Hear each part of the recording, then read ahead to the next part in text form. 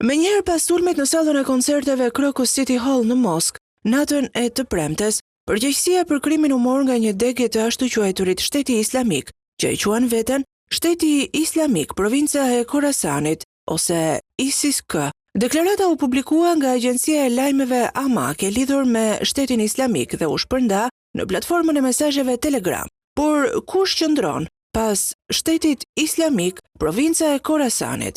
ISIS-K ka një reputacion si një nga degët më të dhunshme të Shtetit Islamik. Grupi terrorist gjihadist ka vrarë me mijëra njerëz në sulme në Afganistan dhe Pakistan, që nga viti 2015.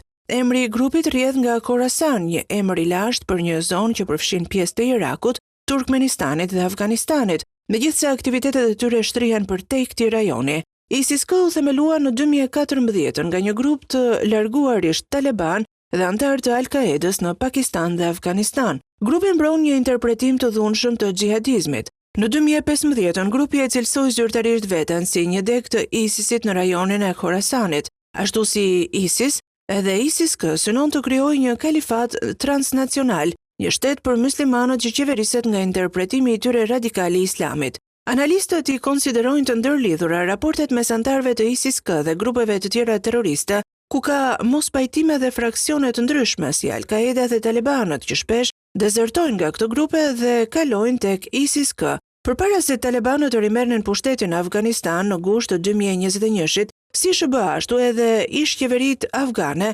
luftuan kundër ISIS-K në Afganistan dhe vranë shumë prej udhëheqësve të kësaj organizate. Megjithatë, vakumi i sigurisë i krijuar nga tërheqja e SBA-s i dha këtij grupi një hapësirë të re.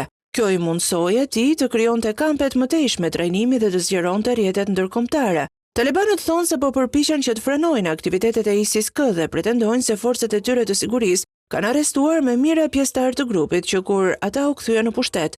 Megjithatë, aftësia e talibanëve për të frenuar grupin është parë në raportet e mediave si jo e mjaftueshme, pasi sulmet nga grupi ndaj pakicave etnike dhe fetare në Afganistan janë bërë më të shpeshta.